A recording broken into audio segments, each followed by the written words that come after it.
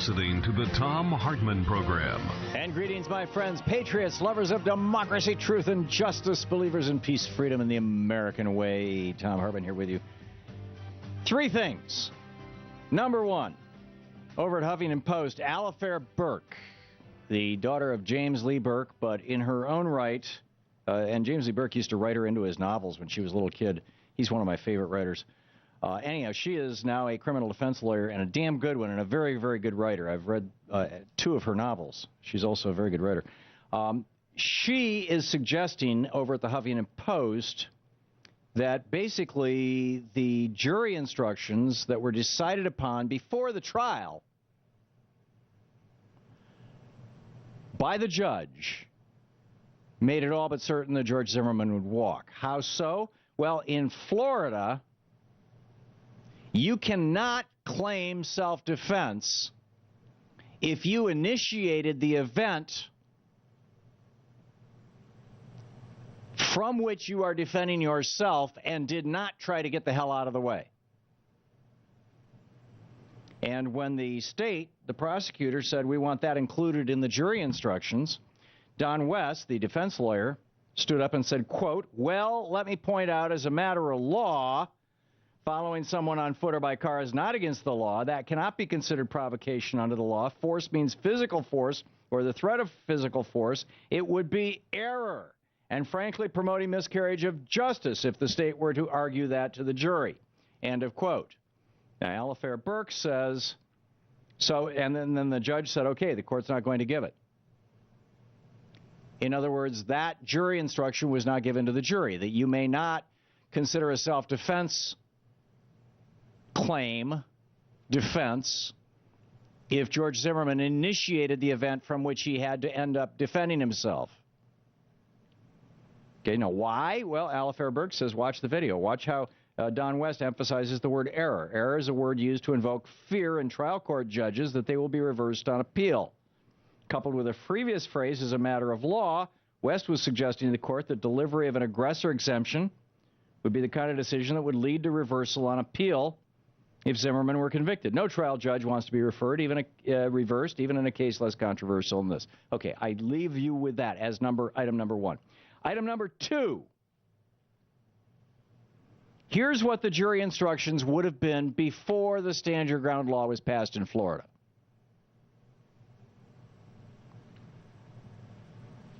Before the stand your ground laws were passed.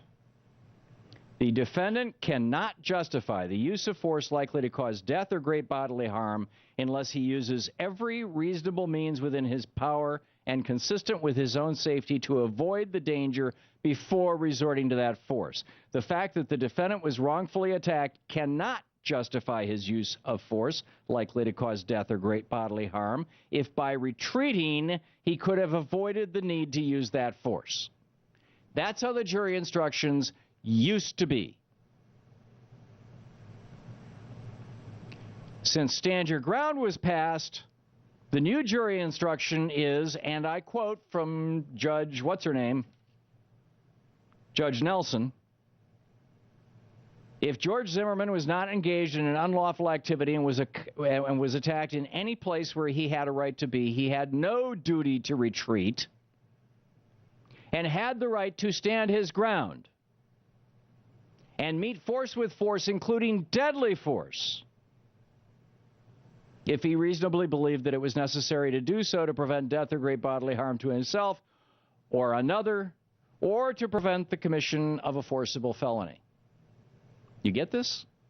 Before stand your ground, he had the quote, the fact that the defendant was wrongfully attacked cannot justify his use of force likely to cause death or great bodily harm if by retreating he could have avoided the need to use that force. Under the old law, you got to retreat. Understand your ground, pull out the gun and blow the kid away. Meanwhile, we've got commentators. I don't know if you grabbed this clip, Jim, from this Media Matters piece. Did you get this? Did either of you guys get this audio? Okay. We've got, in fact, I can play it from here. This is from CNN. Just listen to this. Important. Stand your ground. We all talk about it. It did not play a role in this jury's verdict. They didn't need to use that law. It wasn't even argued at trial. Now, wrong. That was CNN. Wrong. Okay, on top of that, consider this. Number 3, George Zimmerman kept close watch over his neighborhood. When black men walked through or even drove through the area, he alerted the police over and over and over again. Finally, exasperated that they always got away, he went out on a rainy night armed with a loaded gun and the Stand Your Ground law, looking for anybody who should not be in his largely white neighborhood. The South has a long history of this sort of thing. Today they're called neighborhood watches. They used to be called slave patrols. Prior to the Civil War and Reconstruction, the main way Southern states maintained the institution of slavery was through local and statewide militias known as slave patrols. These patrols were in many states required monthly duty, in some cases weekly duty, for Southern white men ages 17 to 47, whether they owned slaves or not. Slave patrollers traveled, usually on horseback, equivalent today would be George Zimmerman's SUV, through the countryside looking for African Americans, quote, who were not where they belong, end quote. When the patrollers found black people in places where, quote, they did not belong, end quote, punishment ranged from beatings to repatriation of their slave owners to death by being whipped, hung, or shot. Some of the most comprehensive reports on the nature and extent of these slave patrols came from interviews done by the WPA. Remember the WPA? FDR started it with the Works Progress Administration. They started something called the National Writers Project. And they went out and interviewed former slaves and the children of former slaves who were still alive in 1935 in the American South. And they documented these stories. The WPA's Georgia Writers Union, the Georgia Writers Project Savannah Unit, produced a brilliant summary of stories taken from people who were alive, most of them as children during the time of slavery, about their interactions with slave patrollers. In fact, the title of the report was Drums and Shadows, Survival Stories Among the Georgia Coastal Negroes.